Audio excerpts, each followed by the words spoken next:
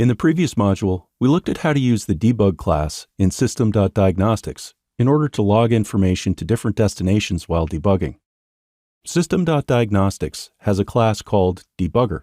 Debugger is a class that lets you control the actual debugger in Visual Studio or VS Code. Let's look at some of the properties and methods. Debugger.launch lets you add code to have Visual Studio open a debug dialog so you can debug the code. Now, why would you want to do this? This is useful in a situation where you've got an application that's running outside of Visual Studio, maybe a DLL that's been loaded by another process. Perhaps it's an Office app like Excel that's loading a module. Visual Studio has a feature called Attach to Process, but for whatever reason, that may not always work. Instead of trying to attach to the code from the outside, you can have the code attached to your development environment using debugger.launch. I've also seen this mentioned in the documentation for products, where you're developing extensions using C#, like for ArcGIS Server. When you need to run the compiled code as part of another process, debugger.launch can give you a way to attach to your development environment, assuming that it's installed on the machine where the code is running. When you're already attached during a debugging session, you can have the code break by calling debugger.break. So you don't have to set a breakpoint in the development environment. The code itself causes the debugger to break. If you just add this code as is, it will act similar to debugger.launch if a debugger isn't already attached. You might not want that though. So the debugger class has a property that lets you check if a debugger is already attached, which, as you can probably guess, is debugger.isAttached. Then you can only force a break during your debugging sessions. Let's see these in action. I have the console application open from earlier in the course. Let's see how we can add code that forces the debugger to break. Let's start by adding a using statement for system.diagnostics. Then, down in one of the menu option choices the user makes, let's add this code that checks if a debugger is already attached. So the code can query the environment to see if you're actually debugging. Then I'll add this debugger.break method. This will cause the code to break here if there's a debugger attached.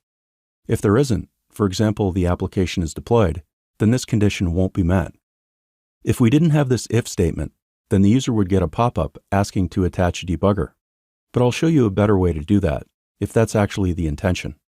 But first, let's run this. I'll run the first option that doesn't have the code we just added. And now let's choose the option with the debugger.break code.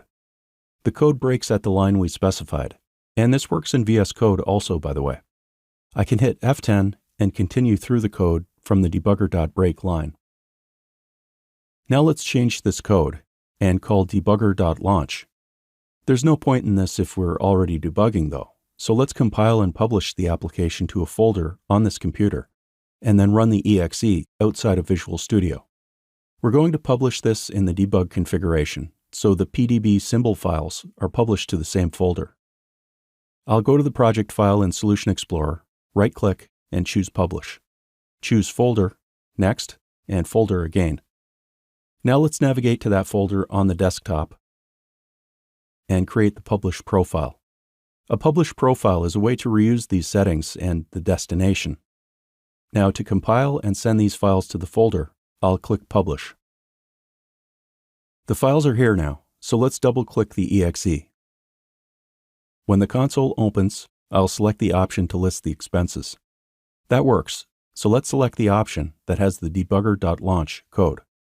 And I get a pop-up that says Choose Just-in-Time Debugger. I can open a new instance of Visual Studio, or since I have an instance open where the code is already open, I can select that. My open instance of Visual Studio gets focus, and it says Source Not Available. But if I just hit F10, it brings me right to the line of code where the debugger was launched, and I can continue debugging from there. So those are some of the ways you can control the debugger right from within code. You probably won't use them often, maybe never, but in a situation where you might need them, now you know they're available.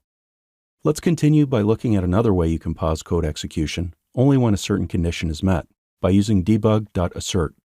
Then we'll look at some attributes you can add to your code to also influence the debugger.